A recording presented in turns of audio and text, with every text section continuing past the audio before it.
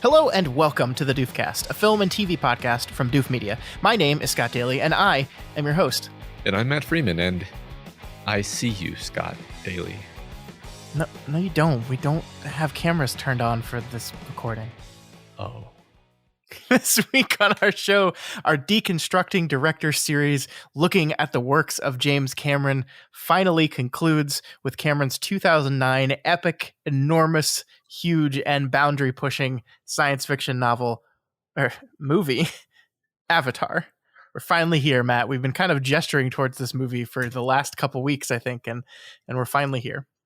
Yeah, we've brought it up a lot, and I've been looking forward to talking about it. And I'm so excited. I think this is the first time I watched this movie since, maybe 2010, 2011, honestly. So I was very much looking forward to revisiting as well. Yeah, that's good to hear. I mean, I showed it to my kids quite a while ago, and they really were mesmerized by it. But we'll talk about that more in a minute. Sure. So yeah, we're going to talk all about Avatar, and then we are going to wrap up our James Cameron project by talking about the director as a whole, maybe what we learned a little bit, and then we're going to do it, Matt, the definitive, official, canonical Doof Media James Cameron rank. This is it. There's no turning back. This is it. Right. Once it's locked in, it's final forever. Awesome. All right, so let's get right into Cameron's ninth and so far final film, Avatar. The concept is to drive these remotely controlled bodies called avatars. They're grown from human DNA mixed with DNA of the natives. Marine in an avatar body. That's a potent mix. You get me what I need, I'll see to it you get your legs back. Your real legs. Hell yeah, sir. Looks like you. This is your avatar. Just relax and let your mind go blank. It shouldn't be hard for you.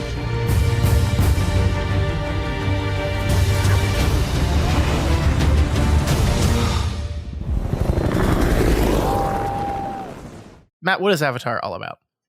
A paraplegic Marine dispatched to the moon Pandora on a unique mission becomes torn between following his orders and protecting the world he feels is his home. I don't know if he was really ever torn. I think he just kind of decided. Yeah, well, he's at first he's yeah. I don't know. We'll get into it. This movie was written and directed by, of course, Mr. James Cameron. It stars Sam Worthington, Zoe Saldana, and Sigourney Weaver. And I think the place to start with Avatar, Matt, is to talk about how people talk about Avatar, right? I think this is the one thing we definitely wanted to talk about.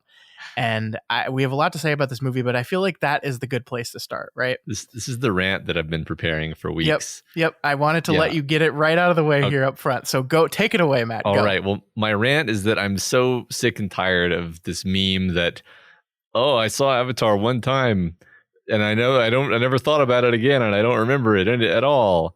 And I'm like, okay, that's because you've been allowed to forget it. Mm-hmm. Like it was a great movie. Everybody loved it at the time. I said this before. Everybody loved it when it came out.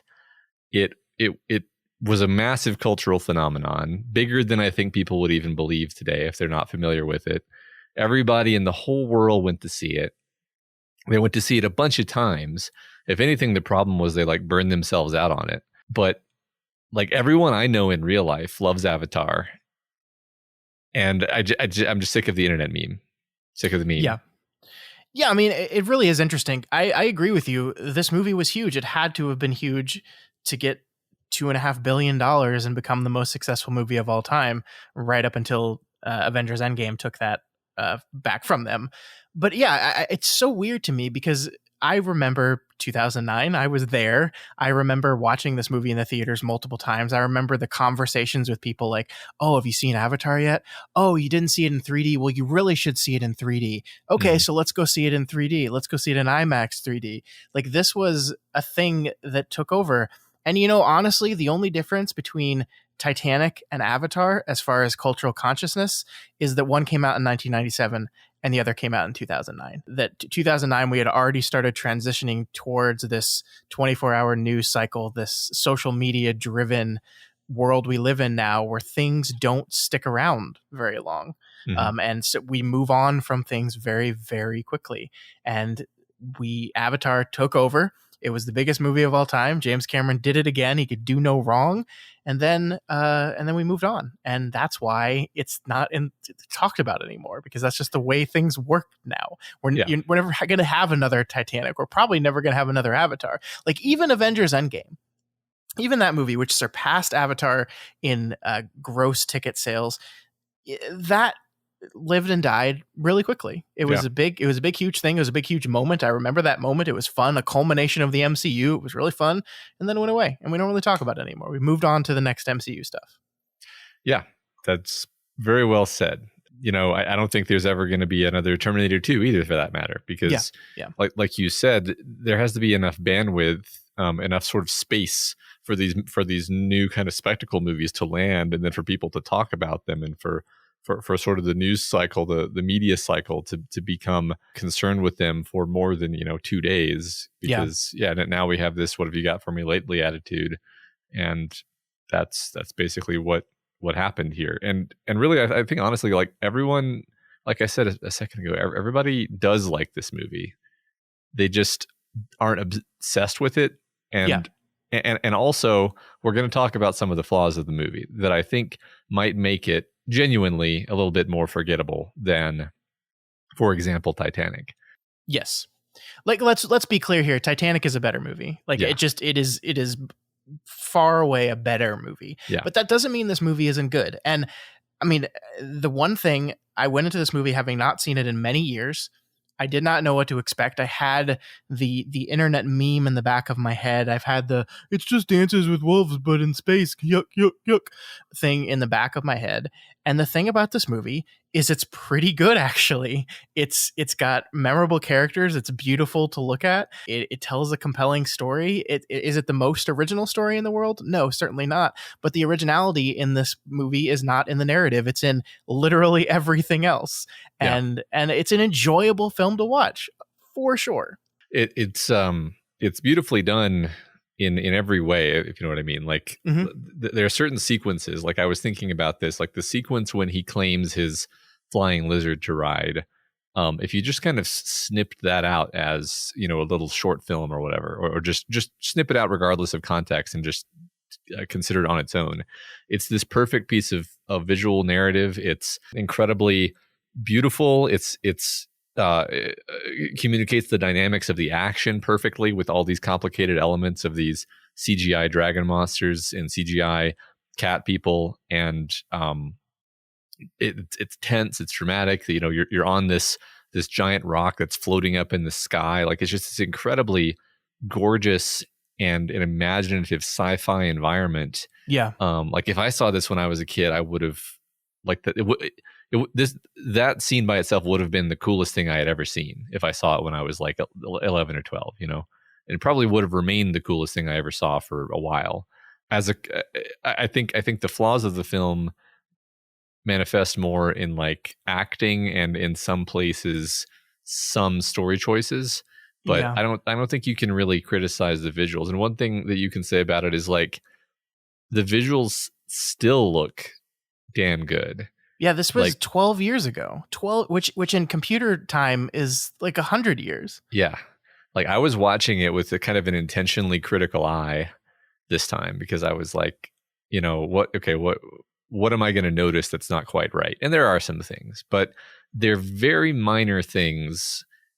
It makes me kind of excited about the Avatar sequels, actually, because that's going to be, if it's basically like this, but with 2022 level CGI, then holy shit, like we're in for a real visual treat. Yeah. Because I mean, there is something to, you look back at movies 10, 15 years ago, the CGI has not been perfected. There's a kind of glossy sheen on it that doesn't look natural.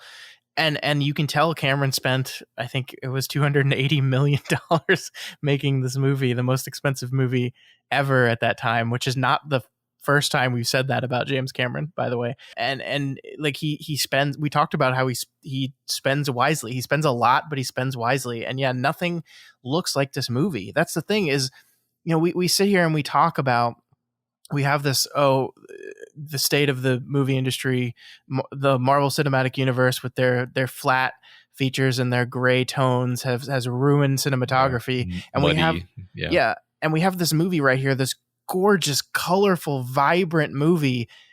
And then all we can do with it is just like chuckle at it as being this weird thing that from the past that we don't want to even consider. And I don't understand that. Like I get not liking the movie. That's fine, whatever. But like, I feel like objectively, this is a very pretty movie to look at. Yeah.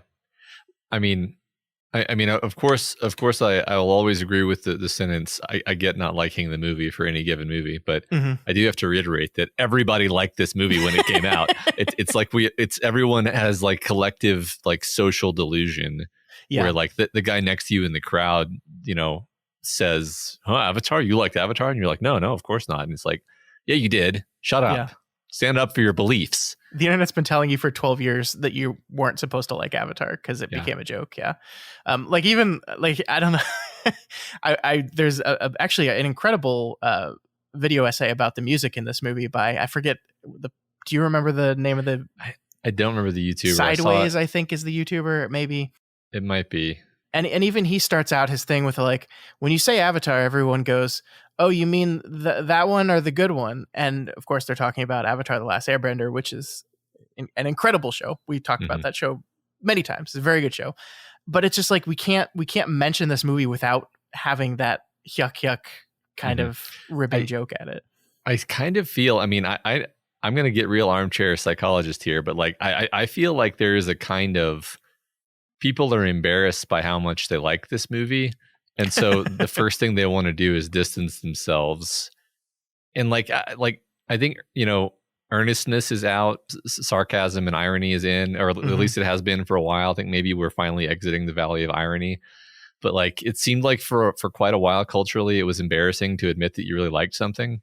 Sure. And so it became like, oh yeah, well, I guess I'm going to talk about this thing, but don't think I'm like a nerd or something. Is like, not a nerd. I just, it's cool though. Like we can talk. I mean, look, it kind of sucks, but like I'm going to talk, like all this, like it's classic distancing behavior in a situation where you actually just like the thing.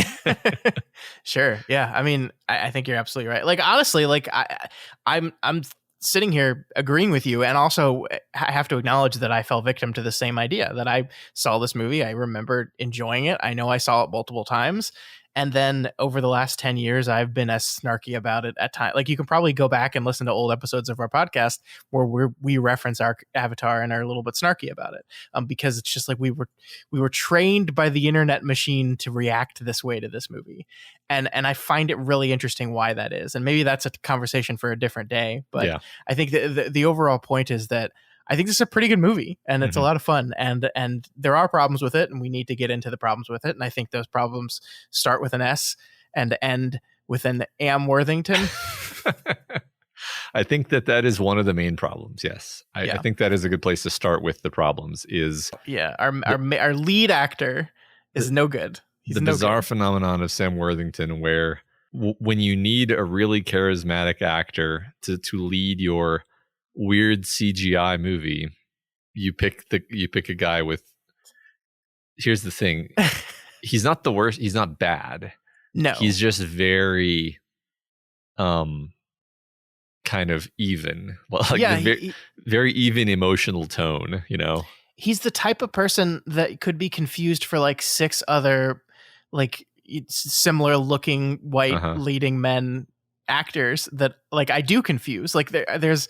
I can't even think of the names of them right now, but there were like in this time period, there were like 4 or 5 leading male actors that were just in these movies that like I felt were incredibly interchangeable. Yeah. And I feel like that's who he is. Like you could swap out a different face and I would not have any different experience in this movie. Yeah. I think you're right. It's not like his acting is bad. It's just not, it's really just like, it's like a blank slate. It's like his face. It's like it's just kind of blank, and there's the movie needs him to be charismatic, and we need to fall in love with him, and we need to hurt when he hurts. And I was being a little snarky at the beginning when I talked about I don't think he had a difficult decision here.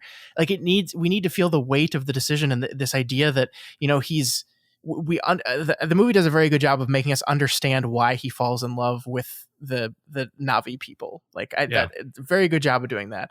But like it does a very bad job of showing who he was before that. Like we get this very vague sense of him being paraplegic. He was a Marine, but we don't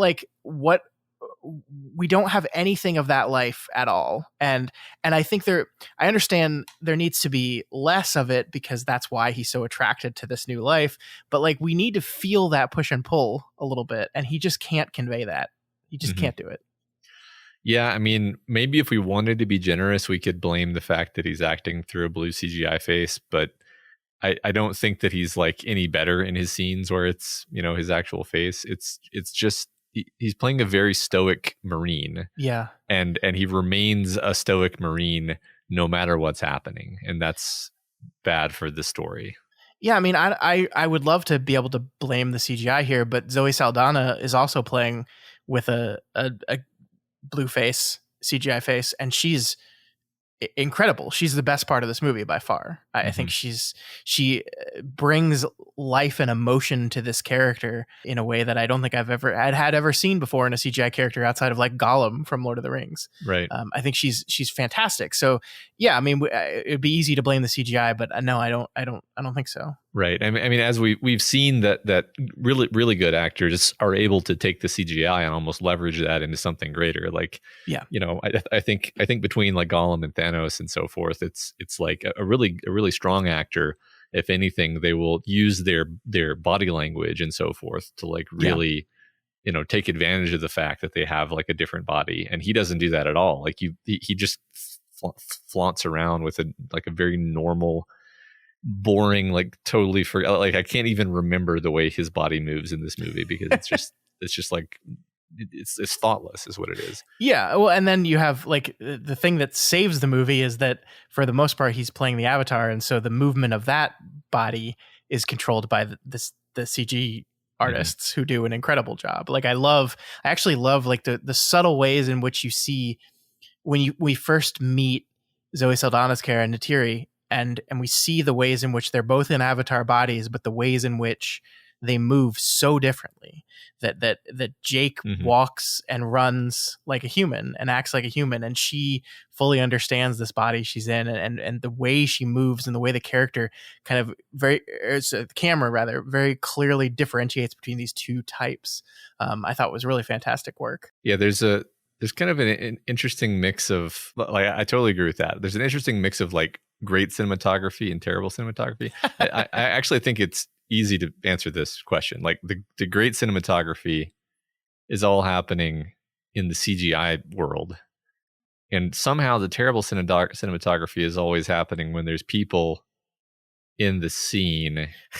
And also, and usually when there's also a lot of CGI elements. Like I don't know this because I haven't looked into it, but I almost feel like James Cameron wasn't involved in shooting the non CGI stuff, and he like farmed it out or something. Like, okay, I'm thinking specifically of the scene where they're in like the command center, and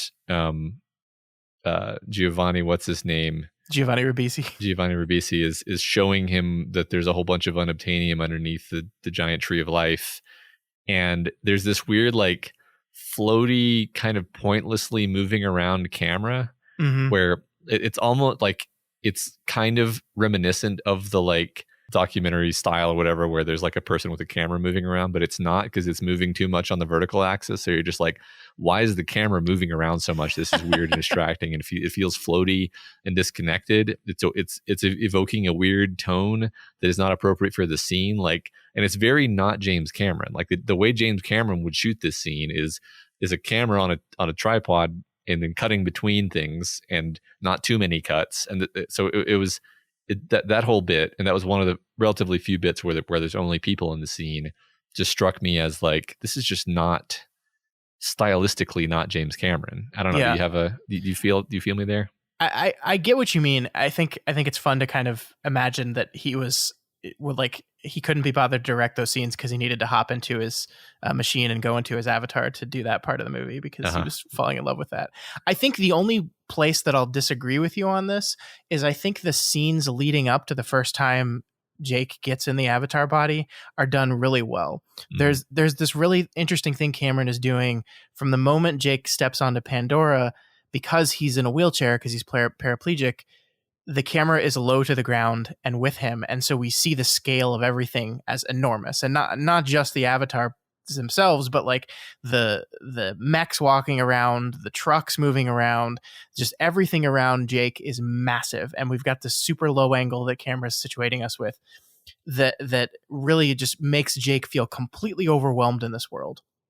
And then the first thing we kind of do when he gets in the avatar is the camera snaps to an above the avatar shot, which changes your perspective on anything and everything in the entire world, because suddenly now we're seeing it from this super tall perspective, because the avatars themselves are already tall and we in the camera are now above the avatar. And so I really liked the way in which he differentiated between the two worlds that Jake inhabited. However, that goes away as soon as we're done with the first experience of in the avatar. And then it does, to me, feel like every cut back to the world of men and the people in it are perfunctory in a way that I don't normally see from James Cameron, that like we need to do this scene for plot reasons, but I really don't want to be here. I do, like, the camera feels at times like I think maybe literally the floaty camera you're talking about almost feels like impatience to me, where like the camera just wants to move on. It wants to leave this room. It doesn't want to be here anymore. Yeah, we're bored. Yeah. And I thought that was really weird. And I understand, obviously, like, James Cameron is in love with this world and is fascinated by it, and he wants to take all the time in the world to explore Pandora and doesn't really give a shit about the humans on Pandora. So I get that. But yeah, I mean, so I guess that's a very long-winded way of me saying I agree with you that the human scenes in this movie are not great. Yeah. Another one that comes to mind is like the conference between all the human characters before the big battle, which, especially when you contrast it with the incredibly dramatic him flying in on the giant Megaropteryx or whatever, and you know, Taruk Makto, and confronting, you know, his rival and the whole tribe, and like contrast that with like 4 human actors sitting in a room, 2 of them acting extremely badly, honestly, and having a boring conversation about, you know, battle logistics. It's just like, oh my God, why is this here? You know, Michelle Rodriguez is an actress that I have such complicated feelings about, Matt. I like her. I think I like her. I like her in the Fast and the Furious movies, but I also feel like she has one thing she can do, and she does that thing in every movie she's in. Like, what is her character trait in this movie? Like, like there's this moment in the movie where she gets hit by a missile and blown up, right? And like there's this moment where she's like, I'm going down, and she says, sorry, Jake. And I'm supposed to feel bad in that moment. I'm supposed to see like, oh my God, this tragedy, this person that helped them. But like, I don't care about her at all. I don't. I think it's a big problem, actually. I mean, this is my other point of, you know, I think that the main problem with the movie is the lack of a charismatic lead actor. And then the secondary problem is actually too many side characters, none of whom are anything like what you really think of when you think of a James Cameron side character. Like, think about, you know, the psychologist in Terminator and Terminator 2. Think about Bill Paxton in literally any of the movies. Think about or any of the Marines in in Aliens, you know, or the crew in the Abyss. Like there's like this is something we talked about with James Cameron over and over again, that his love of these side characters was like his thing, and the time taken to really invest and understand them. And again, it's not something that the movie seems like it wants to do. The movie doesn't care about these characters. Yeah. The only side characters that I care about even a bit is like Zoe Saldana Zoe Saldana's Neytiri. mom, Or her mom. Neytiri's mom. I mean, Neytiri being more of a central character, I care about her. I care about her mom. I kind of even cared about her boyfriend. I cared about her boyfriend more than I cared about helicopter woman. Yeah. I'm just I like blanking that on guy. names right now. I forgot. I don't remember his name, but I like that guy. Yeah, I mean, you can tell by the fact that we've forgotten the names that's like a bad sign because doesn't he die? Is he the one that like he jumps on dies. the plane and this like kills so many of those dudes in the cargo Yeah. hold of the plane and then gets blown Yeah. out? That's I felt that death. I felt that one. That one Yeah. made me sad. Exactly. This is the thing. All the CGI stuff is so much better because he jumps on and you're like, yeah, and he's going to stop the bomb from dropping, and it's dramatic, and he successfully stops. He kills almost all the guys except maybe like one or two, and then they finally get him. And then when he dies, the music swells like correctly, and he falls, and he's falling, and it's so sad. And then contrast this with, I don't know, like there's just there's a pretty bad lack of those scenes. There's nothing that gets you emotionally, and it's because of the lack of the solidity of the characters and the acting. Because what you said to me was perfect earlier. You said there are moments that should be those scenes that get you emotionally, but they just don't get you emotionally because the characters aren't there. But on the flip side, because we just spent like the first 10 minutes of this conversation talking about how sick we are of people that talk like they don't like this movie.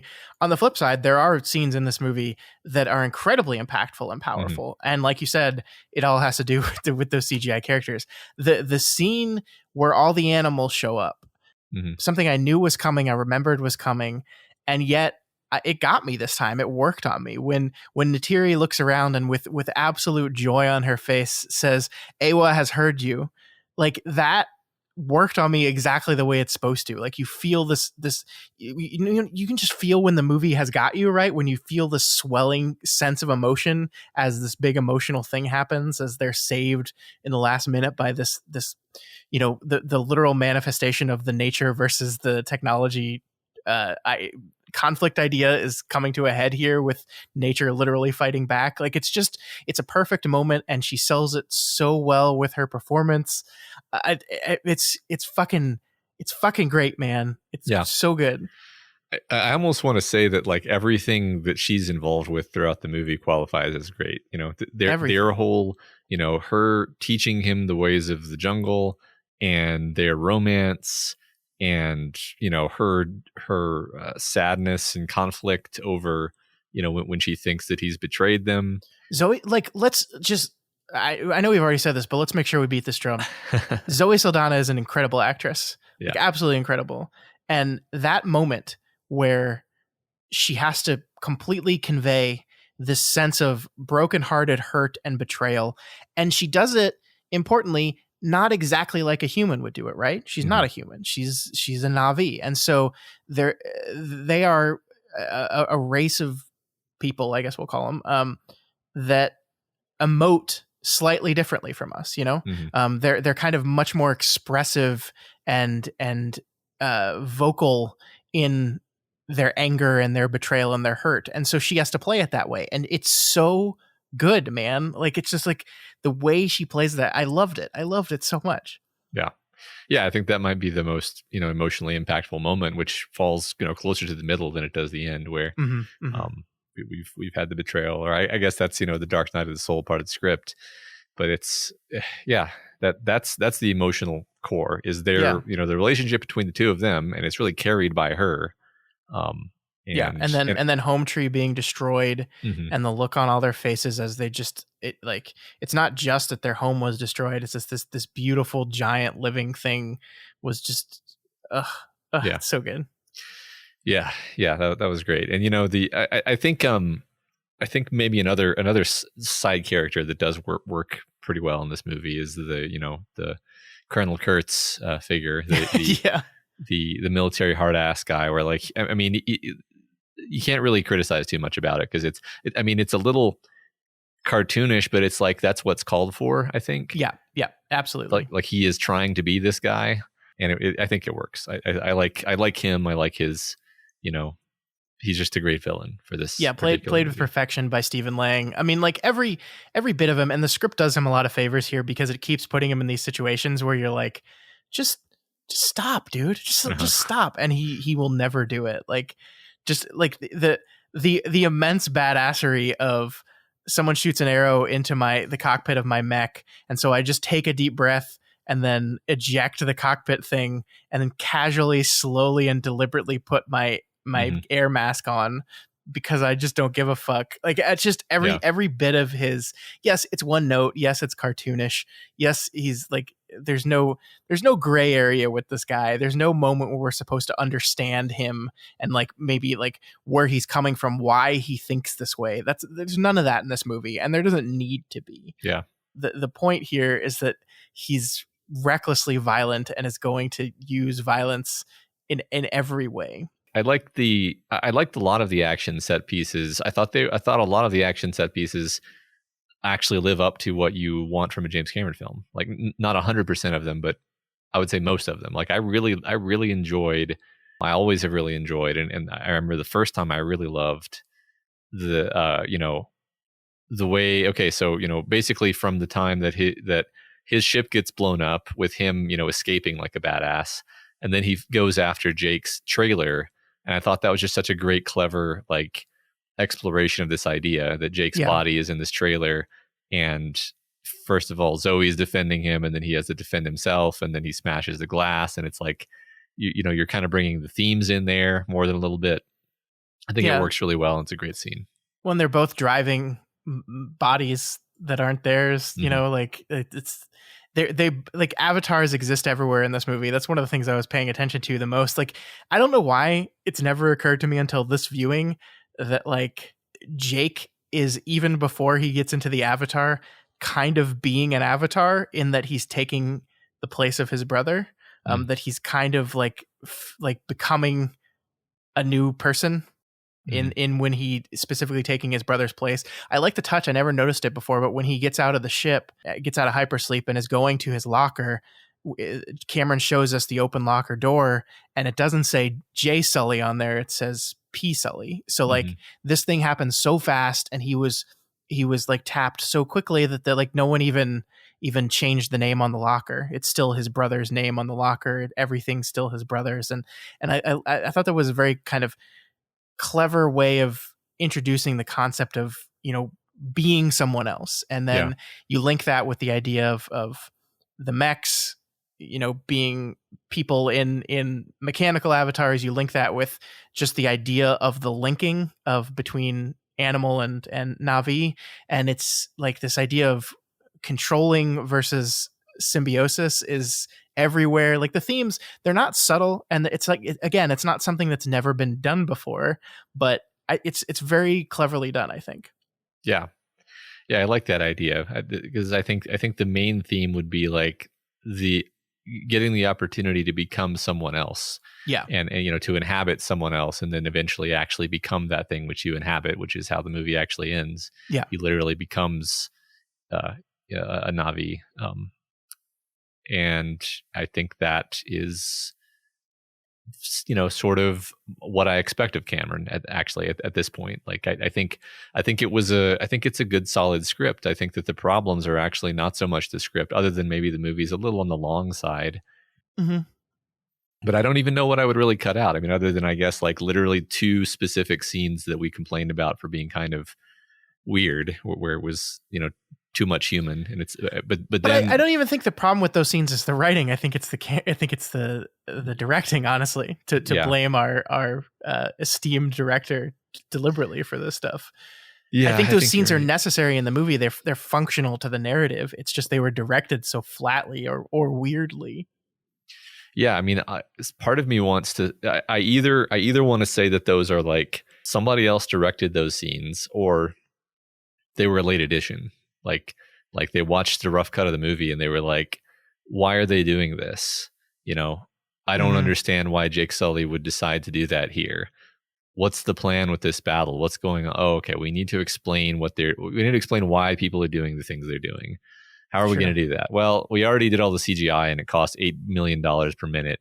So we're just gonna have. I don't know this. Okay, I'm totally making this up, but it would make sense to me because they do feel like they're from a different movie, you know?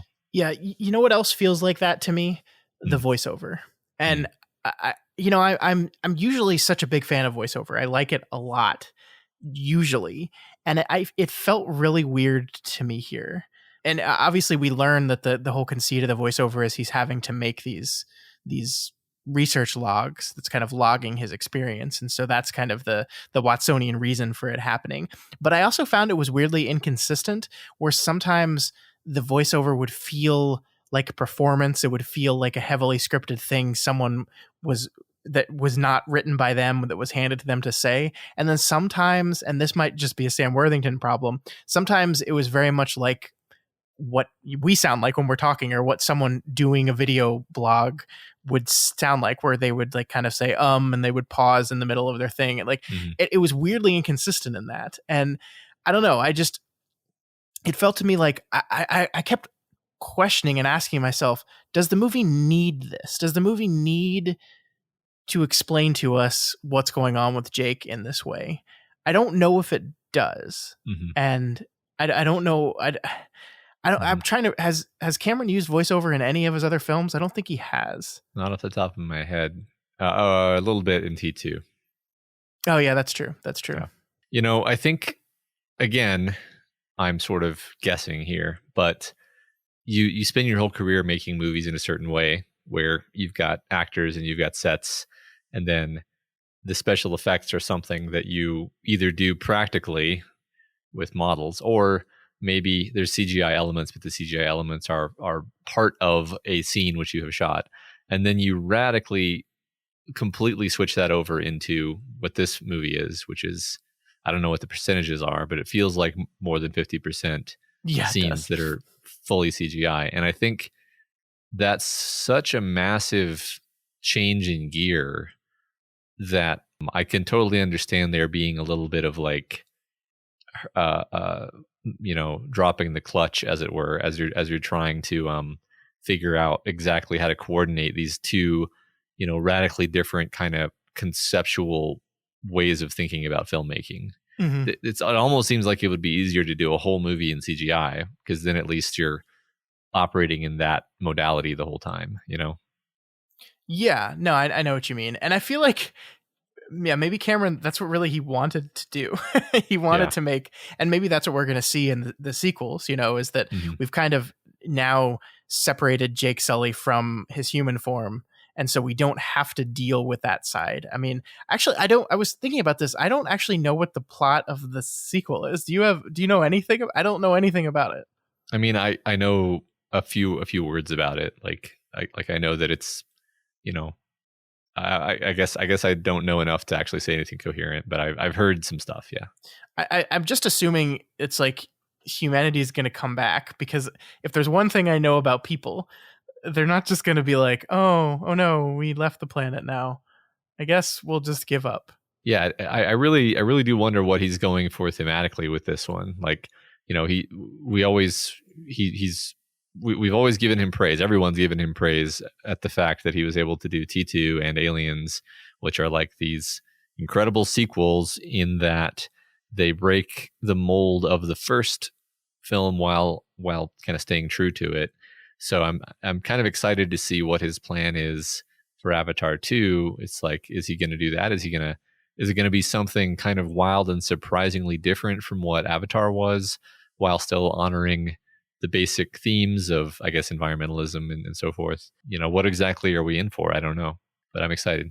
I am too. I'm excited to see it. I don't know. I was very cold on the idea of having sequels to this movie up until this watch, where I was finally like, okay, it's very clear to me that James Cameron loves this world. And look, man, it's a cool world. Like that's the thing about this movie too, is that the ideas here are so constantly interesting. Like, we already kind of referenced it, but just the concept of this bond with your horse, that like you pick a horse and then you bond with it, or you pick a flying lizard thing and you bond with that for life. And then, like, I just remember even adult, however old I was in in 2009, just being like, that's really cool. And it reminded me of watching movies when I was a kid where like, I wish I had that thing.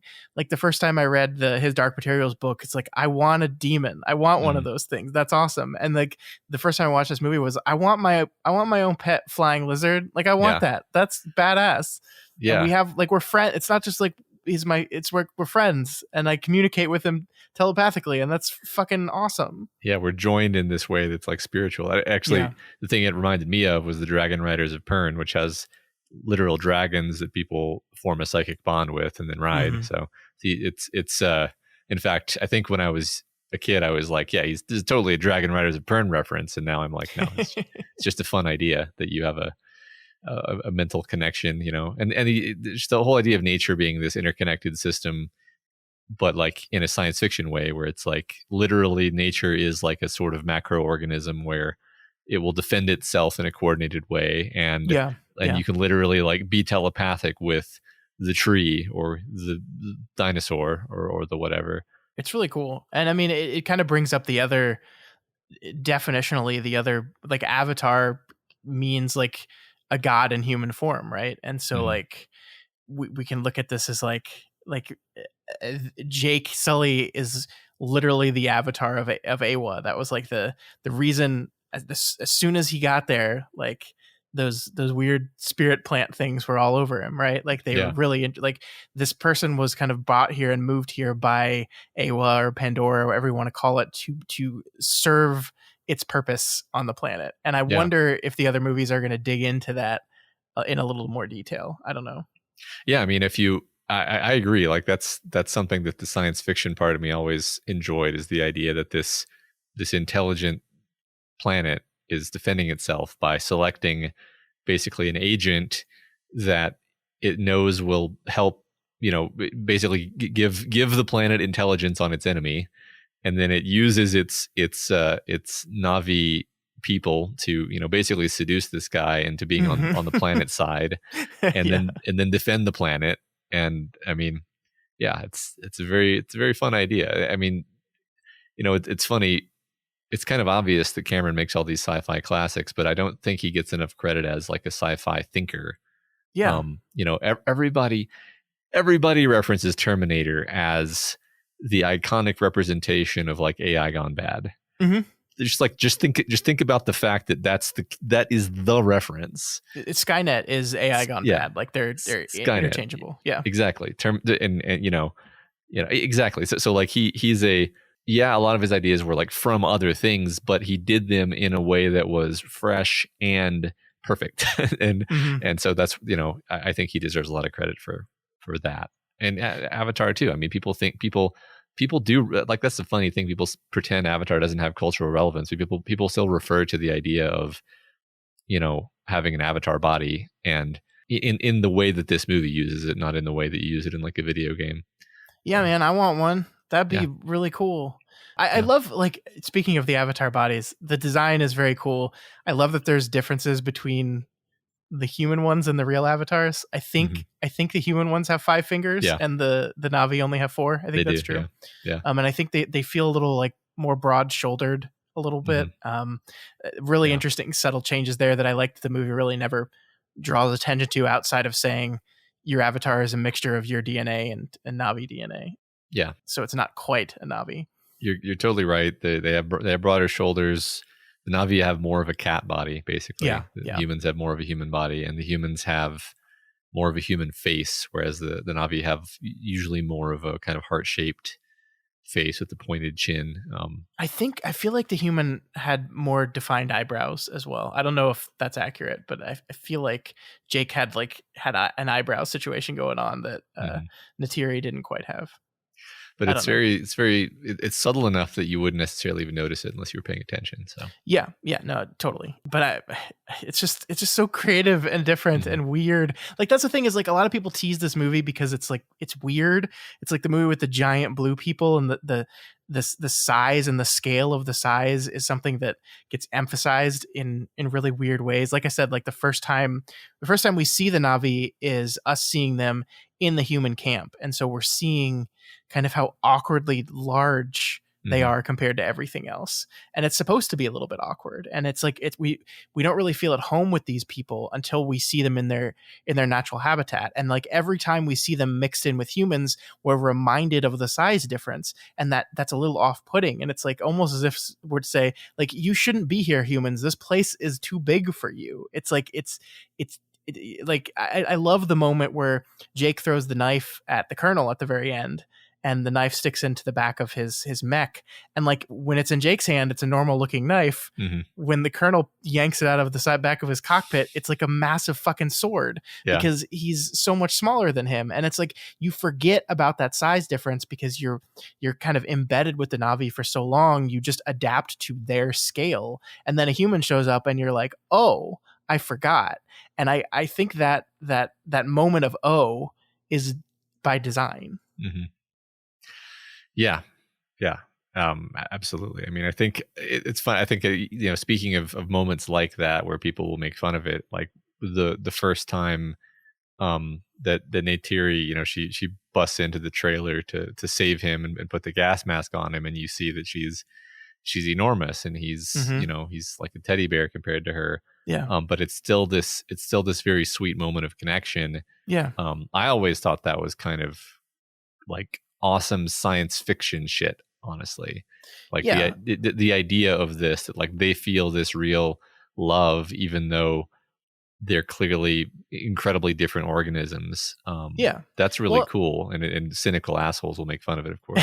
It is really cool. I mean, I love the idea that it takes the term that we've heard throughout the movie, I see you, and kind of warps its meaning a little bit. Not warps, but like in that moment, what she's saying there is like, this is the first time she's seen who Jake Sully is, right? And so like it takes on a much deeper meaning. It's like as if the movie is a kind of explaining to us by showing us what I see you really means when they're saying it. Like I see the you on the inside. I see who you are. Yeah. I fundamentally see you. And now she's seeing him in this frail human body, and she understands him in a way that maybe she didn't before. And I don't know, it's cheesy, which is why people make fun of it. But that's the same. We talked about this on Titanic. That's cheesy too. But it has a point. It has a purpose. Right. I mean, so is Arnold doing the thumbs up as he goes into the steel. I mean, like, but that's the thing is, it's like, okay, so what are you saying exactly? If you think, like, do you think that we shouldn't have things that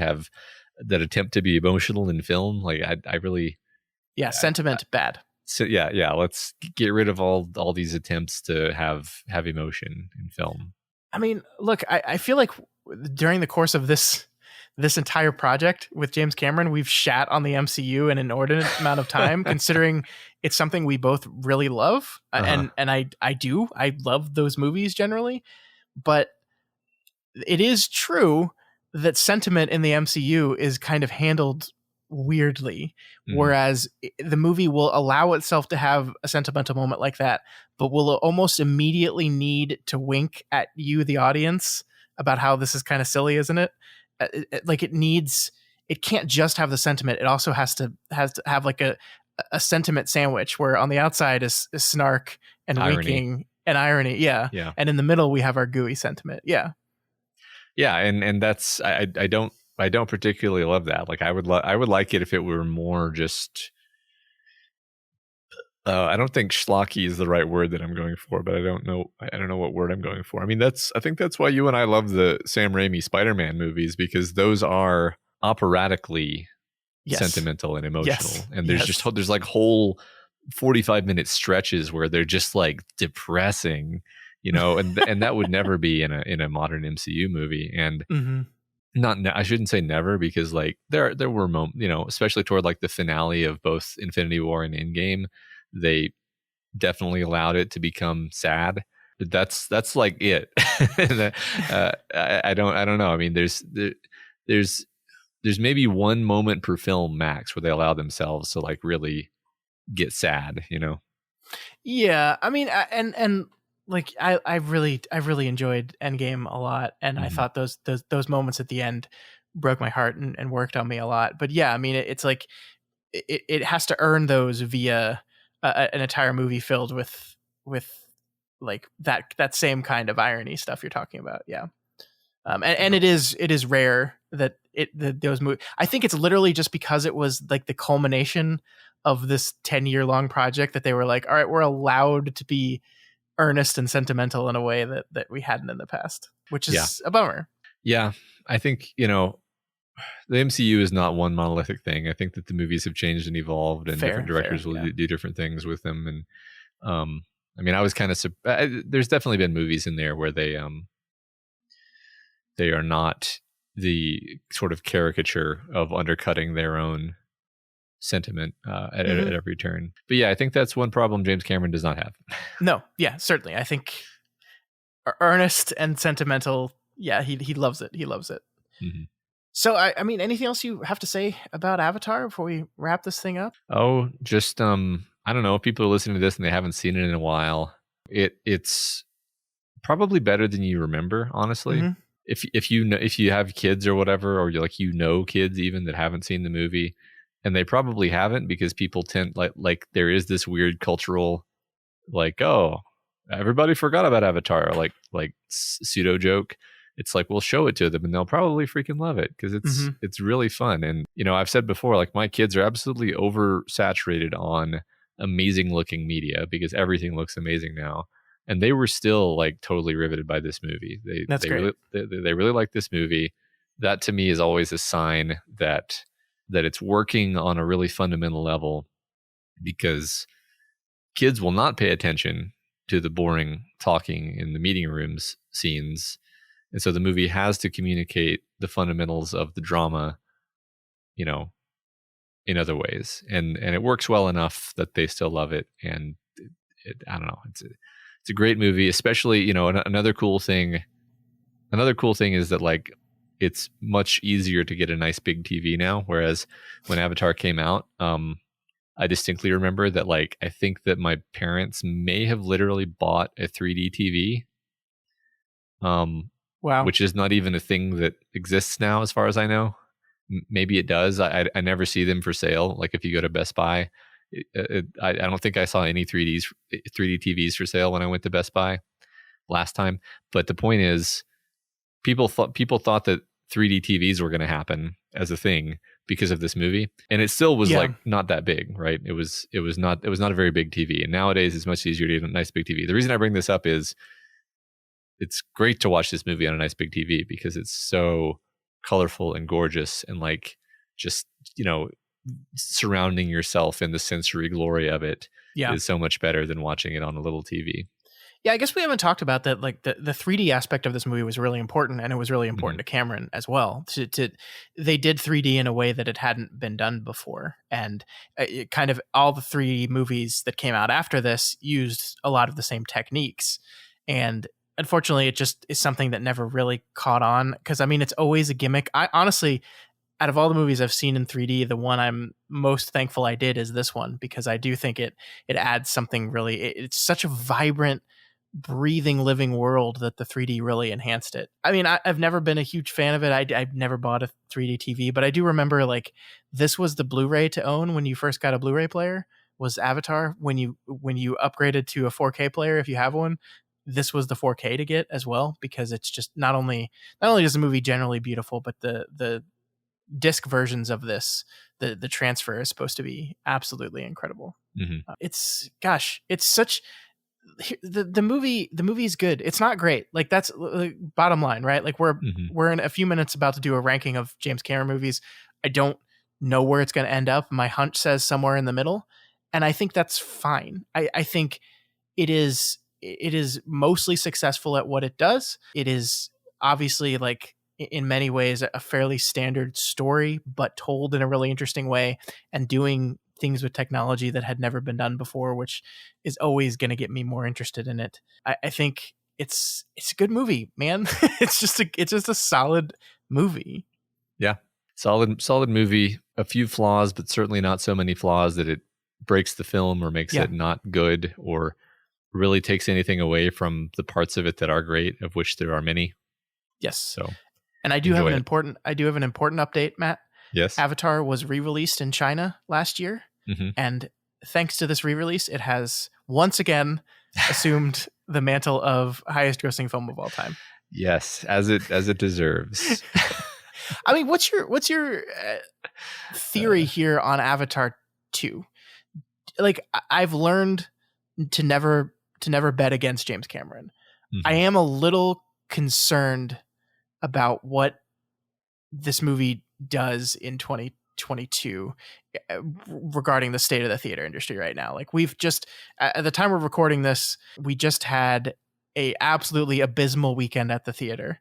West Side Story, the new Steven Spielberg movie, premiered and bombed. It made $10 million. It's not only like a remake of a beloved movie, but it's done by one of the most popular and beloved filmmakers of all time, and it did nothing. And it makes me worried about the state of the industry. You know, like, what, I don't know. I'm worried not that I don't think the movie's going to be good, but I'm worried that I don't know if this movie's going to get a chance. I mean, James Cameron's he's probably just going to solve the pandemic somewhere in the first quarter of 2022, and then everybody's going to go see this movie. Of course. Yeah, I mean, like, but we talked about this earlier this year, that we thought that as things, calm down a little bit, and maybe the problem is they haven't calmed down like we thought they were going to. So yeah, the theater industry did not like rebound this year at all. I mean, the only successful movies this year were the Ryan Reynolds movie. The Ryan Reynolds movie Free Guy did really good, and it seems like the Spider-Man movie is going to be the big movie of the year. It seems like everyone's going to go see the Spider-Man movie, but like, just the idea that a Steven Spielberg led beloved movie musical is not going to make its money back seems wild to me. Like, that seems like 10 years ago that was a recipe for smash hit, and I don't know. I don't know where James Cameron and Avatar slot into this idea of the new landscape of film. Maybe he's always been an event filmmaker, and maybe somehow this will become an event. Just, I think one positive effect that the memification of Avatar has had is that everyone's going to go see the sequel just to be part of the meme still. Mm-hmm. And so it might end up doing very well because it's like, oh, the sequel to the thing no one cares about. Well, I got to check out this. And then they'll probably secretly like it because they've always liked it. Yeah. And then tweet snarkily about it as they're like crying, walking out of the theater. Yeah. Yeah. It's really hard to say.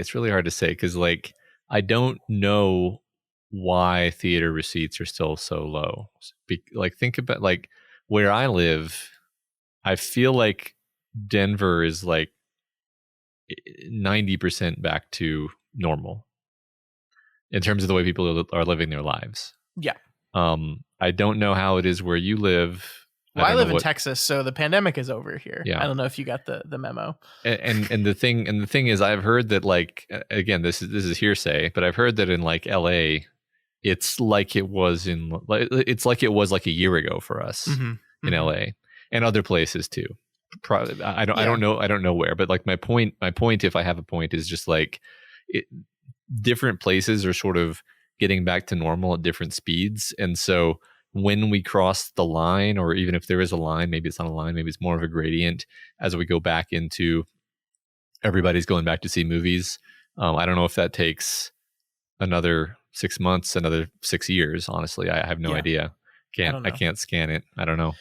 I've felt comfortable in movie theaters ever since I got my vaccine. Like, I felt I started going back. Now I have a baby, so I'm not going nearly as often as I normally do, but I felt comfortable. And then, when the Delta variant came around, I still went, but I just started wearing my mask again. And that's been, and now I have the booster, so I feel even more confident. So I'm being safe and I'm wearing my masks when I go places, but I feel relatively confident. And I know that's a personal choice for everyone and you have to make your own decisions. But yeah, I really think it's interesting because now we have this new variant coming. Maybe that's just like the news of that hit at about the same time people would maybe have been going back to the movies, and people are just like, maybe not. I don't know. It's really interesting. I don't know what's going to happen. I'm really interested in this Avatar movie, and I hope it's great, and I hope I get to see it on a big screen. And then we have Dune, which overperformed compared to what it was supposed to. So I don't know. It's a mystery, man. It's a mystery. I think I think the thing I've learned is that I should not get into the box office prediction business. Yeah, I think people might just be going to see fewer movies, but in a way that's maybe a little bit more kind of skewed. Like I don't know. I mean, we've talked before about the idea of advertising being important here. Mm-hmm. I didn't know Steven Spielberg was directing what is it, West Side Story? Yeah. I didn't know that. That wasn't advertised at me. Like, this is the thing. Nobody advertised that at me. I never saw a single trailer for The Last Duel until I sought one out after I heard that it was great and that it had bombed. So, like, you got to advertise movies at people or they're never going to see them. The thing about Dune is that they advertised Dune for like 2 years because of the like that actually worked in its favor. They had so much time advertising and building hype for that movie, which is not true for, your just random fantastic Ridley Scott film or whatever. Yeah. I want to continue this conversation, but I feel like we should wrap up our Cameron stuff. Let's do it. Because we've got quite a bit left to do. But Okay. I think this is worth talking about. We should revisit this sometime in the future. Sure. Because I mean, the question I want to ask that we can think on is like, where is the correct place to advertise to people in 2021? And I think that's a more complex answer than you'd think. Yeah, I'm sure I don't have the answer yet. Yeah. But all right. So that's it. That's James Cameron. As of the date of this recording, that is his 10th and final film. It's the 9th film of his we covered because we did skip that second documentary of his. So Matt, here at the end of James Cameron, what are you thinking? What was this experience for you? What did you learn? I don't know. What's on your mind? Yeah, I think I just came to have a better understanding of what it is that he's good at and why I love all these films. And, I think in some cases kind of reaffirm like, no, I didn't just like this film because I was a dumb kid and impressionable and liked explosions. I think they have really good storytelling. They were incredibly innovative and genre shaping at the time that they came out. And I think I maybe came to have a little bit more nuance of understanding of kind of James Cameron's problems as a human being, shall we say. Which we didn't talk about it, but by the way, you'll be unsurprised to learn that same thing reared its ugly head in the filming of this movie. Yeah, the thing is, we could easily spend like the whole time that we talk about James Cameron just complaining about kind of his overall crappiness as a human being. That's just so uninteresting to me, and I would rather understand him as an artist and praise him as an artist with an understanding. I hope an implicit understanding that when I praise him as an artist, I'm not saying he's perfect and can do no wrong. Yeah. No, he's probably an asshole. Like I probably wouldn't get along with him in person, honestly. No, I don't think I would ever want to work for him ever. Yeah. It sounds like a miserable experience, but that's not what we're talking about. Yeah, you're right. So what were your overall learnings? Well, I mean, there was a really interesting thing happened with James Cameron that I didn't expect. And that was so many of these movies are movies that I saw as a very young child that were, defining to me, life defining to me, my love of movies defining to me. And it all happened at a time where I didn't know what a director was and I didn't know who James Cameron was. Like when I saw Terminator, when I saw Aliens, when I saw Terminator 2, even when I saw True Lies, I really had not reached the age where I like started like paying attention to like what you do in movie making, how you make a movie, and certainly not who was directing the things that I liked. And so along the course of this project, I did at sometimes like struggle to see the movies from a perspective of James Cameron made this because I'm so inundated with the memories of this movie as a thing that existed for me beyond the capability of knowing what a director is or what a cinematographer is or what a writer, all these things, I was so attached to those memories that I feel like I struggled at times. But at the same time, I also feel like I really got to understand, the big question I had going into this is like, why is this man the one that has made the two of the three most successful movies of all time, right? What is it about him? And I mean, I think the thing we learned here is that it is, definitely a little bit of just innate genius that I don't know where that comes from, no idea. But his curiosity, his willingness to challenge himself, his willingness to take on things he doesn't know. One of the most interesting things I read about him in this book I was reading about him while we were doing this whole thing is someone would just say, does anyone in this room know how to do X? And James Cameron would just go, yeah, I've got a solution for you. I think I've got a solution for you. And he wouldn't know if he had the capability to actually deliver on that solution until after he already committed himself to do it. And I feel like that's his whole career. His whole career is going into a new project and saying, I have this idea. I have no idea if it's going to be possible for me to do this, but fuck it. Let's go and let's see what happens. And I think, it's a lot of dice rolls, and he's skilled and talented enough, and maybe a little bit of luck, that he's managed to hit sixes quite a few times on these dice rolls. Yeah. I think there's a complex interaction in leaders between perfectionism and boldness, where the things that he tries to do are incredibly bold. Mm-hmm. And he also happens to be a massive perfectionist. Yeah. And so the consequence is that he doesn't allow things to not be good, which requires like 100 times more work than it would if it were just like, yeah, we're going to try this. It's going to be okay. Whatever. We're all just making a paycheck here. Like he's not a guy who is concerned about making a paycheck. He is going to make the best movie that he can possibly make and literally invent new technology to make that happen. Yeah.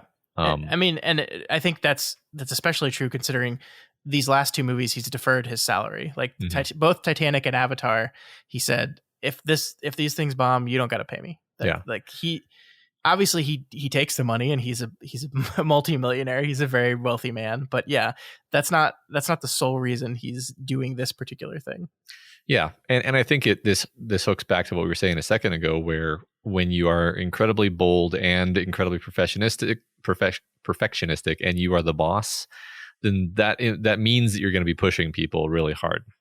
Yeah, probably almost definitely harder than they are comfortable. And yeah, you see this in a lot of leaders, not just directors or not just artists even, but in a lot of business leaders too, where the final result depends on a combination of trying to do something really hard and then just like never accepting failure. Wasn't he the guy who made the failure is not a, what was the t-shirt? Let me look this up. Sorry, this is important. This is the perfect way to close this out. While you're looking that up, I'll just tell you the little factoid I read, that he carried a nail gun with him around the set of Avatar, and every time someone's cell phone went off, he would nail it to the exit sign that exited the room on set. Which, I mean, this is why he's making this movie about how technology is bad and destructive and impersonal, and so he's murdering cell phones. Yeah. He's learned his lesson as in yeah, sure. Isn't it like, we didn't talk about this, but as I'm going to buy you more time here. I found it. Let me just get this out. So my recollection of the story is that he had these T-shirts made for the production of one of his films. I don't remember which one. And the T-shirt goes, "Hope is not a strategy. Luck is not a factor. Fear is not an option." Especially that's funny because it works in the True Lies quote, but it's so perfect, right? It's his whole ethos, right? Yeah, and it's so hilariously earnest, and it's like, God, it's so James Cameron. Yeah. I just was going to briefly comment on the fact that James Cameron is a man who obviously is obsessed with technology, right? Like he's constantly pushing the boundaries of what he can do with. And often inventing new technology to, go down to see the Titanic, to shoot CG in a way he's never done before, to motion capture and face capture in a way that's never been done before. And yet he makes this movie, his like the film series that is going to be the way he spends the rest of his life, it seems like, is a thing about how the natural way is the best way, and like it is this destructive, ever consuming technology that is bad and destroying the beauty that exists in the world. I think there's a little bit of irony in there. That's a fun idea. I never thought about that. We'll see if that manifests, if that joke manifests in the sequel. Yeah, well, what I'll say is that the thing about technology as it exists in the Avatar universe is that technology in and of itself is not inherently bad, right? Like the technology to do the Avatar thing is something that is not seen as bad. It is creative and brilliant in a lot of ways, and allowing Jake to experiencing an existence that he never would have been able to have. But it is the specific destructive nature of technology that Cameron paints so bad, and like the war machine, the desire to consume, like the whole concept of unobtainium is a joke in science fiction. And of course he puts it here in his big story, that this is the thing that they're here on Pandora to get. And I mean, I think that is something that's been true of Cameron from the beginning. Like he's very into the Marine, army grunt, but he's almost always resistant to the leadership apparatus that surrounds that person. It's very similar to Michael Bay in that regard. Michael Bay is kind of called like the America fuck yeah director, but actually Michael Bay is really into individuals within the system and really has not great things to say about the system as a whole. And I think Cameron's similar in that regard. Yeah, that sounds right. I mean, I think when you look at a lot of his films put together, there are a lot of themes of like impersonal mechanical systems grinding people and sacrificing them and so forth, and then also inhuman alien systems doing so.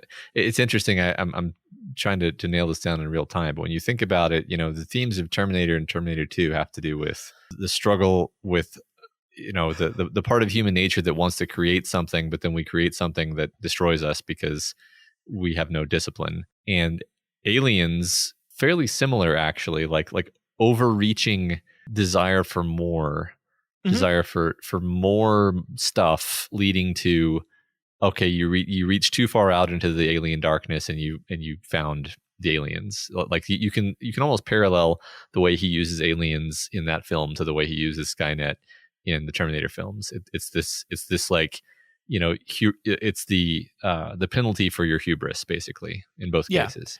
And in both cases, those are technologies that perhaps were not originally designed for it, but were co-opted to be part of a military machine, right? Skynet took over when it was put in control of the missile system, and that's how it won. The aliens, the greed of the corporation was these would be great weapons. This would be a incredibly effective biological weapon. And same thing in Avatar. We don't actually know what they're going to do with the unobtainium, because like the whole point of unobtainium is that it does whatever magic. You want it to do perfectly. But you can kind of assume with the war apparatus, the military apparatus that's surrounding their existence on this planet, that it's not going to be something peaceful and lovey. I mean, my assumption actually was like, it seems to interfere with gravity, which is we have no way of interfering with gravity. So if you have a material that can disrupt gravity, that's you could make spaceships with it. You could make propulsion systems with it. Like it'd be pretty amazing. So that's really interesting, because I think I just assumed that was like a special anti-grav like display case, but I think you're probably right that the point is that it's defying gravity on its own, not that it's. That's so funny, because that's why the mountains float also. Oh yeah, that's true. That's true. I'm trying. I don't think. I mean, look, Titanic. Titanic is a movie about the same thing. Arrogant men reaching for power and dominance and fucking falling flat on their face because it's not quite the same in execution, but it's the same theme of arrogance and hubris, basically. I don't know about it's somewhat more nuanced, I think, in The Abyss actually, but it's also there where there's people trying to like conquer a new frontier, which is the deep, and they find something they didn't expect in the deep. It's kind of like driving off into the wasteland of LV-246 and finding an alien ship, and instead they drive to the edge of a rift and they find aliens, or I mean, they're not aliens, they're things, but Yeah.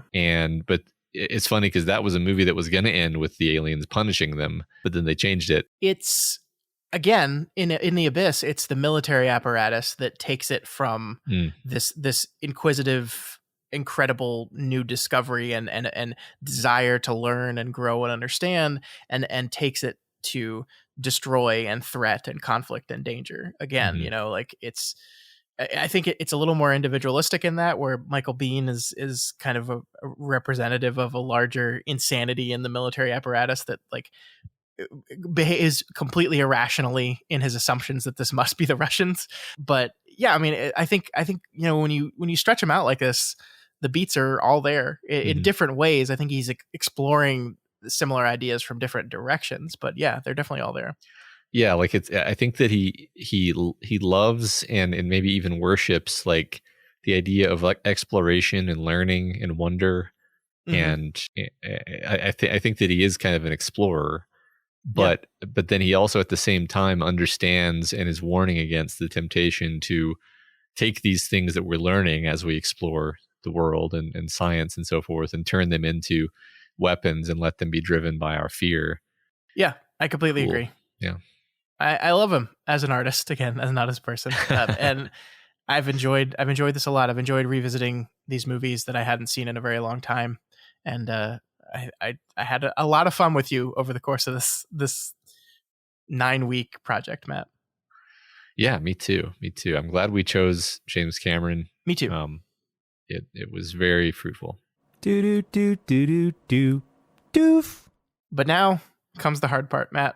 Now we have to rank these movies, and as the new rule that we instituted when we did this with Fincher is we are not going to give our own personal lists. We're going to have to come to a consensus and do the official canon Doof Media James Cameron rank that can never be undone, that can never change. This is it. This is our only chance. We've got 9 movies. Okay, technically Cameron has 10 movies. We are going to lump Ghosts of the Abyss and Aliens of the Deep into one entry because we only saw one of those. And I mean, like, do you really think that like, this documentary was okay, but yes, this one is better than The Abyss? I don't know. So no, I mean, let's start. I don't know how you compare a documentary against a fiction film, but we can try. Yeah, I think this is going to be a very hard conversation and very hard task we're about to do here. I think we can go ahead and start with the easiest one, which is number 9 has to be Piranha 2. Yes. Like, it has to be. No argument here. Okay, so number 9 is his very first film, which is apparently barely even his film, the flying fish movie Piranha 2, The Spawning. It's all awful. Right. I had people ask me like, is that worth watching? And I got to be like, no. All right, so that's we're done with the easy parts now. Yeah. Everything else from here on out is really hard. So let's just kind of walk down the list and see what you're feeling a little bit here. So let's go to his next film, Terminator. The first Terminator. Where in your mind do you think that belongs? I'm thinking in the top half, honestly. Yeah. I mean, I have my. You want to just put forth my candidate for number 8? Because go for it. I'm usually a Abyss stan, but only in context of like it's better than most people realize. It's quite flawed, so I'm feeling that it belongs around number 8. I feel like, man. See, I was thinking either True Lies or Ghosts of the Abyss for number 8. I wouldn't argue with Ghosts of the Abyss just because I don't know what to do with that movie. Let's just put this at number 8 to get it, because it just feels weird to be on this list in the first place. I enjoyed the documentary a lot, but like it's apples and oranges to me, kind of. So we're gonna put Ghosts of the Abyss at number 8. So now it seems like we have the same problem. We have the same problem. Do we want to put True Lies or do we want to put The Abyss at slot number 7? Man, I have so many, like, I think like you with The Abyss, I have so many problems with True Lies, but ultimately I really like the movie. I think I'm going to be okay. I think the biggest pause I have with The Abyss at 8 was the idea that a documentary that was good but not great was going to go before it. So I think getting the documentary out of the way, I'm much more okay with The Abyss being 7. But I feel like if that's the case, then True Lies like has to be 6. Yeah, that sounds right to me. Okay. The thing, So I haven't shown True Lies to my kids because I think it's just a little bit over the line, but I'm pretty sure they would like it. Whereas they did not enjoy The Abyss, and my litmus test for basic functionality of storytelling is when my kids watch it. All right, so we've got 5 movies left. We've got both of the Terminators, we've got Aliens, we've got Titanic, and we've got Avatar. I'm feeling right now. Okay, so for 5, where's your head at for 5? I'm feeling Avatar actually. I'm feeling either Avatar or the original Terminator is where I was going. Okay. Let's see. No, it has to be Avatar. Yeah, no, it's I just like saying that out loud. It's Avatar. Like the Terminator is an incredible film. Yeah, the Terminator is so close to flawless. In fact, just to tell you where I've kind of been stuck in this conversation is I genuinely can't decide whether I like Terminator or Terminator 2 better. And it's funny because prior to us doing this project, I would have always said hands down Terminator 2. But then we did the project and I saw what a masterpiece the Terminator is. Gosh, yeah, that's such a good question. I feel, and it's so hard to get out of the nostalgia factor, right? Like, I think to us growing up, Terminator 2 was a more important movie to us than Terminator, right? Mm-hmm. But we have to separate that from the basic facts of the movies. Mm-hmm. But on the other hand, the Terminator 2 has Arnold at the top of his game, has T-1000. It has Linda Hamilton kind of taking the performance of the first movie up like 3 notches. Yeah, and just taking complete control of it, and in a lot of ways taking control of that movie in ways that are really interesting. Yeah, I don't know. I think Terminator 2 has to be better, man. I think it does. I'll go with 4 that. For the Terminator feels right to me. Okay, sure. Yeah, it's getting hard, man. It's getting hard because it's very okay, and then there's like a new problem, which is like I really don't know how to compare Titanic with Terminator 2. or with Aliens for that matter. Like I don't know how. I mean, Terminator 2 and Aliens kind of have a similar mouthfeel to me, but I don't know how to compare Titanic to either of these movies. Yeah, I mean, I kind of spoiled my opinion on this last time when we talked about Titanic, where I legitimately think it's Cameron's best movie, and I think it deserves the number 1 spot. I don't think like I'm so rigid on that I'm not going to relent until you tell me that you agree with me, but I don't know what to do with these next 3 in the list. The other problem is our experience rewatching Aliens was so disappointing that I currently have a bad taste in my mouth that is Aliens, which is not fair because it's a truly incredible movie that when you watch the version that you should watch, you will probably fall in love with again. So I did since we talked about Aliens, I watched the correct version of Aliens and I showed it to my kids actually, and they liked it, except they were kind of scared, but that's okay. That's okay. We talked about why that's okay. Yeah. And it was great, but I still think I like Terminator 2 better, honestly. So I think I personally would put T2 ahead of Aliens. And where Titanic falls in this, I guess I don't feel as strongly as you. So I don't think I would argue if we did 3, 2, 1 as Aliens, T2, Titanic.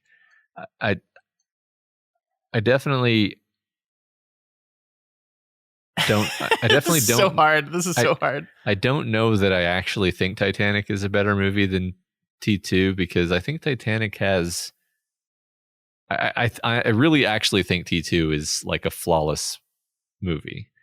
So what if we do this? What if we do 3 Aliens, 2 Titanic, and the number 1 James Cameron movie is T2? How does that feel on your brain? That feels good to me, and I honestly feel like that correctly honors both my current perspective and what 9-year-old Nat would have thought. Okay.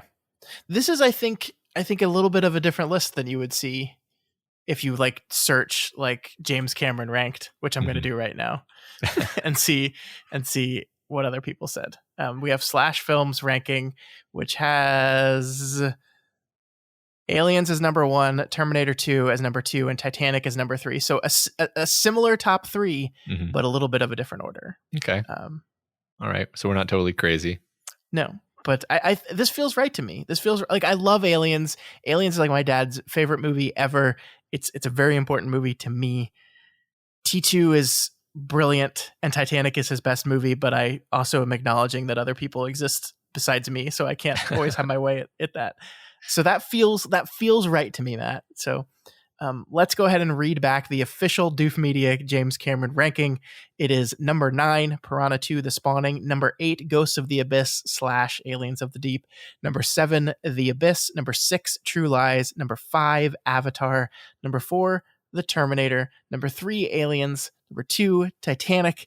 And the greatest James Cameron movie ever, at least up until the 12th the 15th of December, which is today, is T2, Judgment Day. I'm happy with this. So I think there is, in my opinion, like if we're going to draw the point, the line where these movies go from good to great, I think it's Avatar, right? I think Avatar is sitting on that line, right? I think like The Abyss is good, True Lies is good, Avatar is good. And then when we move on from there, all 4 of these top 4 are great movies. Yeah, I think that's true, which is kind of unfortunate when you think about the fact that the better movies are the older ones, actually. Yeah. Is in a not an absolute rule, but well, anyway, I'm still excited about Avatar 2 regardless. I think it'll be something fun for us to chew on one way or the other. Yeah. I mean, so where do you think, if you had to guess right now, where Avatar 2 slots itself in this list?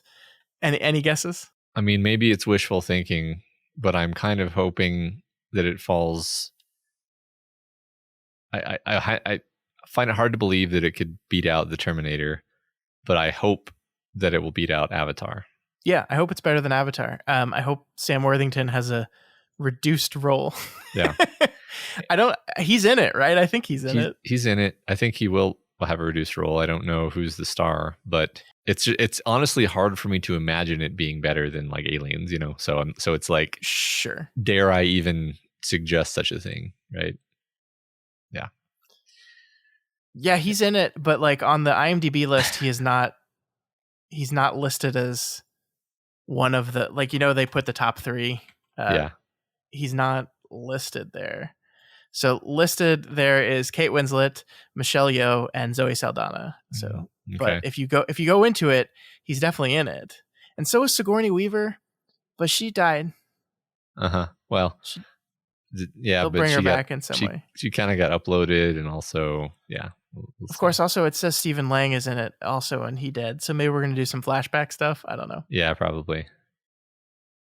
Or maybe they're just throwing all the actors from Avatar 1 because they don't actually know. Yeah, that's a good Who knows? Who knows this stuff? Entirely possible. Okay, cool. So hopefully Avatar 2 will be our new number 5. That'd be great. I want it to be better than the first because, like we said, the first is a good movie that could have been great, and it didn't quite get there. Yep.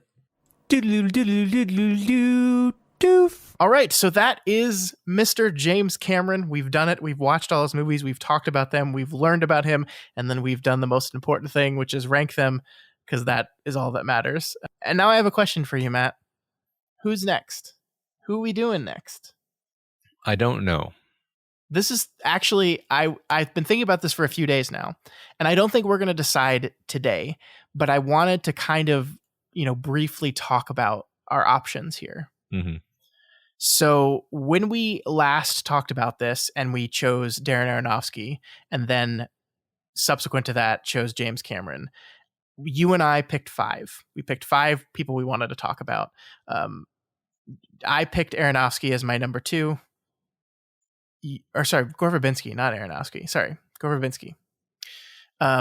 I picked Gore Verbinski. You picked James Cameron, and then we decided to do those. So the 8 remaining directors we have that we kind of mused about is Ridley Scott, Paul Thomas Anderson, Jon Favreau, Sofia Coppola, Lars von Trier, which was yours, Tim Burton, Zack Snyder, and Darren Aronofsky. So that's what we got open right now. But I want to throw some other stuff into the mix for you. Okay. I want to introduce the idea of possibly doing Steven Spielberg.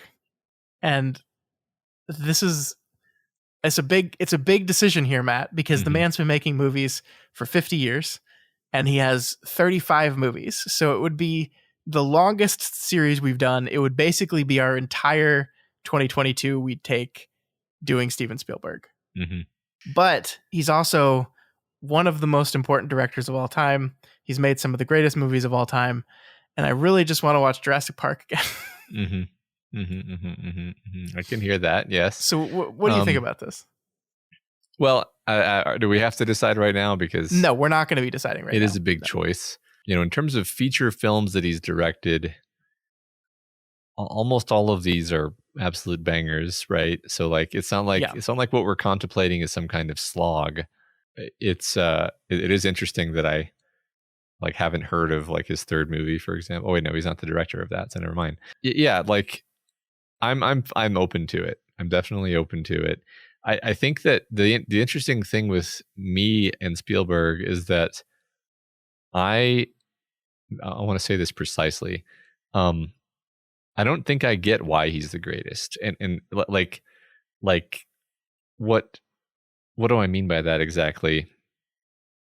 I feel like that's a thing everybody says, but nobody can really articulate why.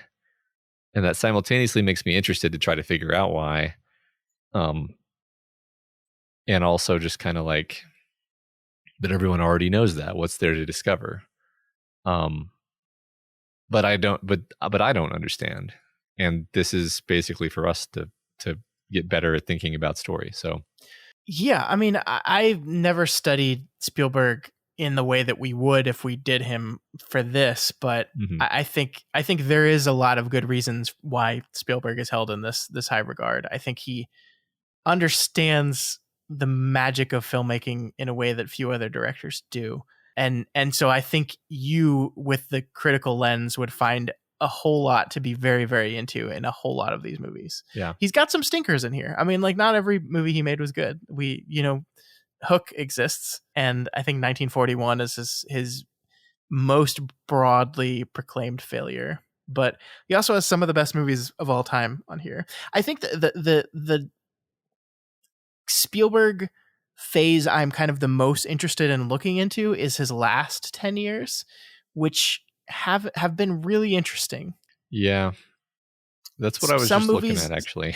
Some movies I really like. I think Lincoln is a good movie. I think Bridge of Spies is a good movie. But then there's movies like The BFG, which I didn't care for at all. Ready Player One, which I think is just legitimately awful. I liked The Post. I thought War Horse was okay.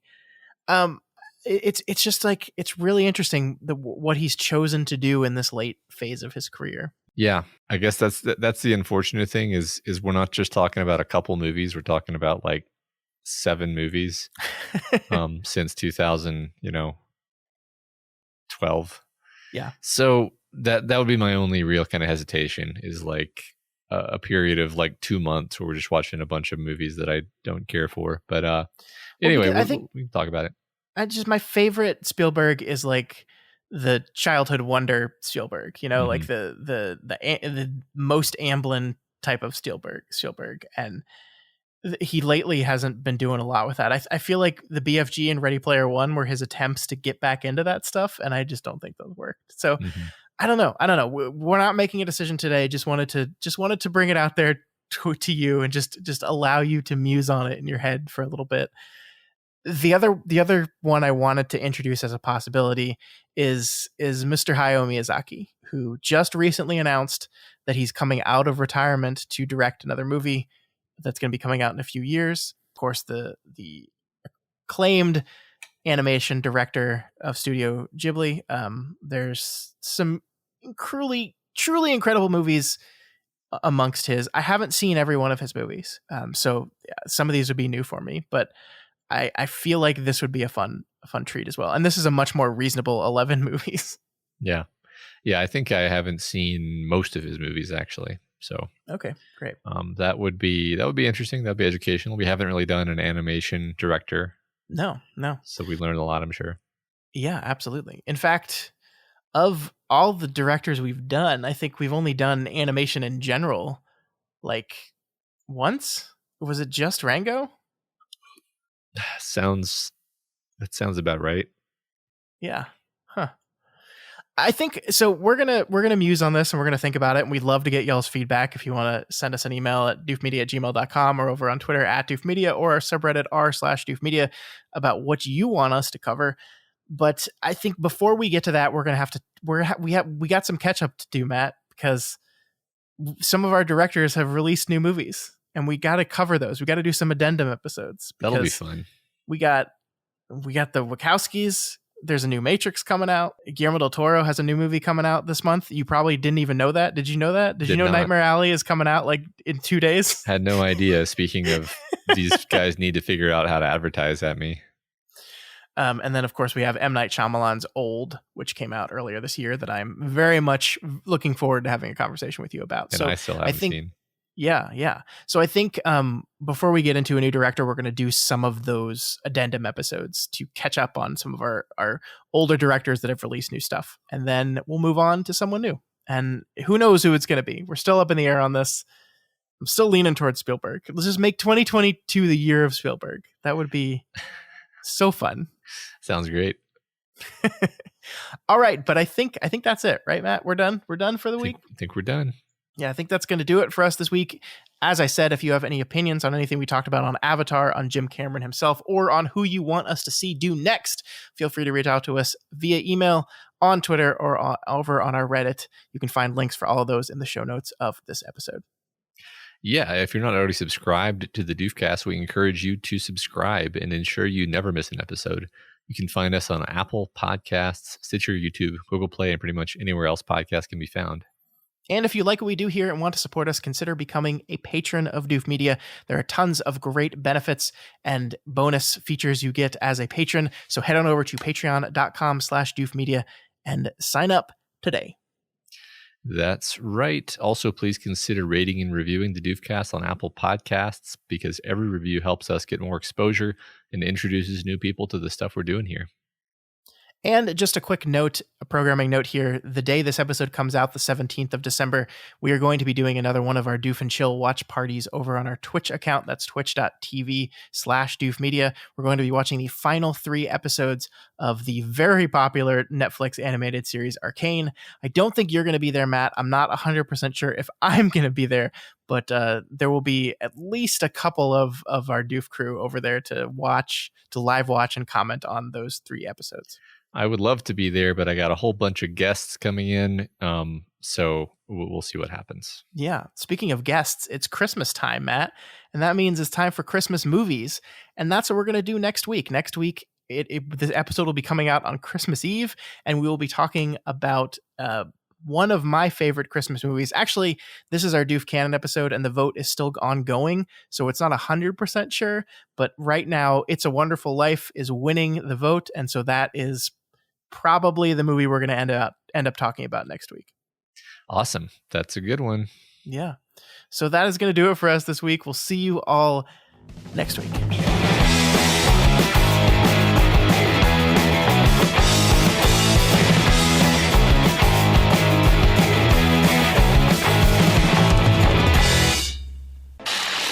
My name is Doof, and you'll do what I say.